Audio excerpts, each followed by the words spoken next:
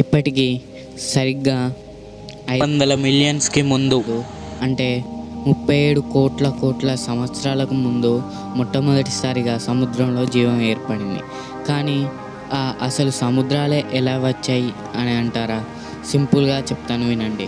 మన స్పేస్లో ఆస్ట్రాయిడ్స్ ఉంటాయి, ఇది తెలిసిన విషయమే. కానీ ఆ ఆస్ట్రాయిడ్స్ స్పేస్లో తిరుగుతూ భూమి మీదకి కొన్ని వచ్చి చిన్నవే కానీ కొన్ని కోట్లలో భూమి మీద పడ్డాయి. ఆ ఆస్ట్రాయిడ్స్లో నీటి బిందువులు ఉన్నట్టు శాస్త్రవేత్తలు గుర్తించారు. అలా నీళ్లు మన భూమి మీదకి వచ్చాయి, సముద్రాలుగా ఏర్పడ్డాయి. అలా ఇంత అద్భుతంగా ఏర్పడ్డ సముద్రంలో ఏముందో ఈరోజు తెలుసుకుందాం.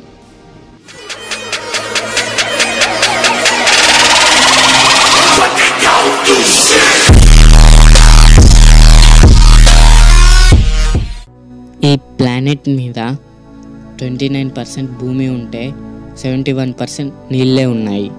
అంటే భూమి కన్నా నీళ్ళు 3 రెట్లు ఎక్కువ.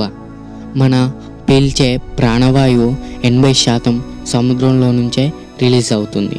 అయితే 20% మాత్రమే భూమి మీద ప్రొడ్యూస్ అవుతుంది. అంటే చెట్లు భూమి మీద కన్నా నీటిలోనే ఎక్కువ ఉన్నాయి. అంటే ఇప్పుడు ఏ సముద్రం ఎంత లోతుందో తెలుసుకుందాం. సింపుల్గా చెప్తాను వినండి. పెసిఫిక్ ఓషన్ 11 కిలోమీటర్ల లోతు ఉంటుంది. అతిపెద్ద సముద్రం అంటే ఇదే.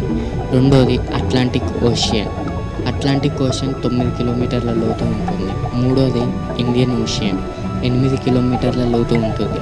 నాలుగోది సౌతర్న్ ఓషన్ 7 కిలోమీటర్ల లోతు ఉంటుంది.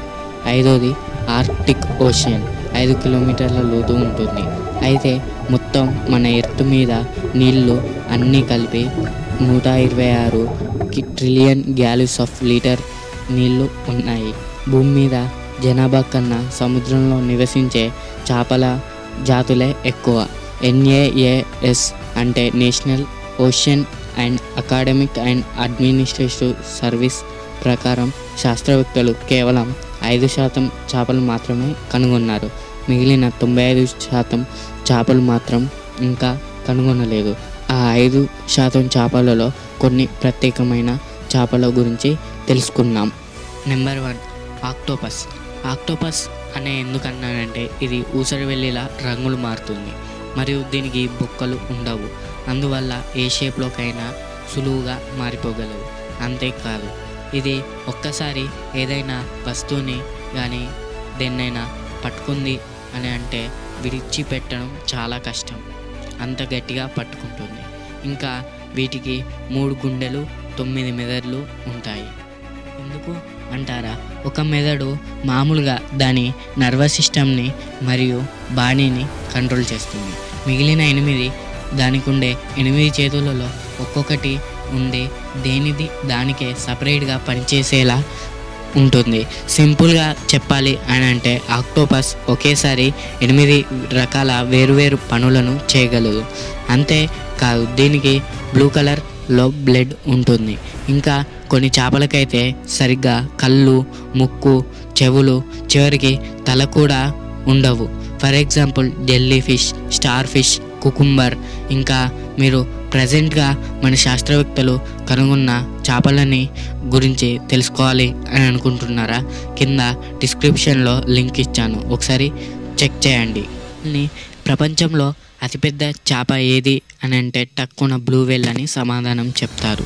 కానీ అంతకన్నా పెద్ద చేప ఉంది అని కొంతమంది శాస్త్రవేత్తలు గట్టిగా నమ్ముతున్నారు. ఎందుకు నమ్ముతున్నారంటే 1960లో లెఫ్టిన్ డాన్వాల్స్ మరియు జెఫ్ బికాట్స్ నీటిలో పరిశోధన చేయడానికి ఒక ప్రదేశాన్ని ఎంచుకున్నారు. అది మారియానా ట్రెంచ్. ఇది మీకు తెలిసే ఉంటుంది, ప్రపంచంలో అత్యంత లోతైన చోటు. ఇది 11 కిలోమీటర్ల లోతు ఉంటుంది. అందులో వాటర్ ప్రెషర్ 1 సెంటీమీటర్కి 8 టన్నుల ప్రెషర్ ఉంటుంది.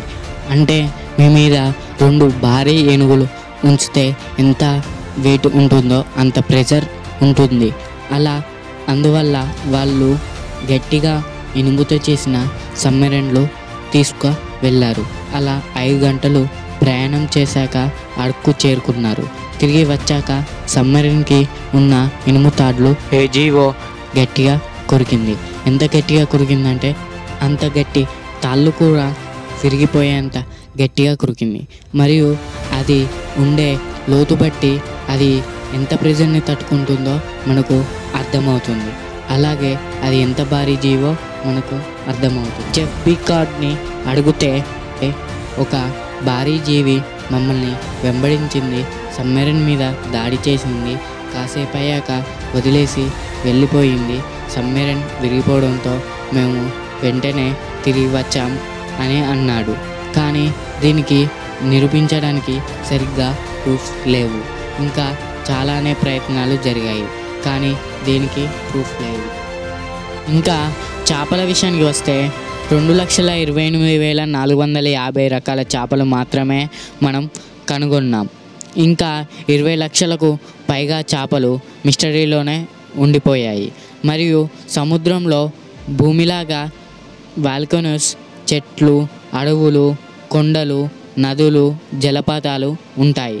కానీ ఇప్పటి వరకు లోతైన ప్రదేశం మారియానా ట్రెంచ్ అనే తెలుసుకున్నాం. కానీ ఇంకా కనుగొనని మారియానా ట్రెంచ్ కన్నా లోతైన ప్రదేశాలు ఉన్నాయని శాస్త్రవేత్తలు అంచనా వేస్తున్నారు.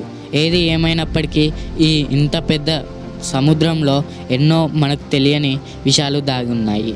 అందులో బంగారం ఒకటి. ఇంచుమించు 40 లక్షల ఓడలు మునిగిపోయాయి. అందులో చాలానే సముద్ర దొంగలవి ఉన్నాయి. అయితే పాతకాలంలో ఈ సముద్ర దొంగలు ఏం చేసేవారంటే చాలా దేశాలలో దొంగలించి తెచ్చిన ఆ దేశ రహస్యాలు మరియు వాటి నిధి నిక్షేపాలు అన్నీ ఓడలో పెట్టి సముద్రం ద్వారా ప్రయాణించేవారు. అలా కొన్ని ప్రకృతి వైపరీత్యాల వల్ల చాలా ఓడలు మునిగిపోయాయి. అందువల్ల ఎన్నో దేశాలకు చెందిన రహస్యాలుగానే ఉండిపోయాయి. అంతేకాదు ఇంకో ఆసక్తికరమైన విషయం కూడా ఉంది. మన పురాణాల్లో చెప్పిన జీవులు ఇంకా సముద్రంలోనే లోతైన ప్రదేశాలలో రహస్యంగా ఇంకా జీవిస్తున్నాయని కొన్ని సంఘటనలు చెప్తున్నాయి. అలాగే సముద్రంలో ఉన్న బంగారాన్ని అంతా తీస్తే ఈ భూమి మీద నివసించే ప్రతి ఒక్కరికి 4 కేజీల బంగారం ఇవ్వవచ్చు. అయినా సముద్రంలో ఎంత అందంగా ఉంటుందో అంతకన్నా ఎక్కువ భయంకరమైనది. ఎందుకంటే ఇప్పటి వరకు కొన్ని లక్షల దీపాలు తనలో కలిపేసుకుంది సముద్రం. అలాగే అక్కడున్న చాలా రకాల జాతి మనుషులను, వాళ్ళ భాషలను తనలో కలిపేసుకుంది. అలా కొన్ని లక్షల జాతులు అంతరించిపోయాయి. దీనికి కారణం గ్లోబల్ వార్మింగ్.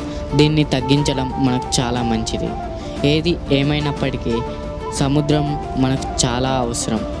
పనికిరాదు, కానీ ఎన్నో విషయాలుగా మనకు సముద్రం మేలు చేస్తుంది. ఇంకా ఎన్నో రహస్యాలు సముద్రంలో ఉన్నాయి. వాటి గురించి తర్వాత వీడియోలో తెలుసుకుందాం. ఇక ఈరోజుకి ఇంతే.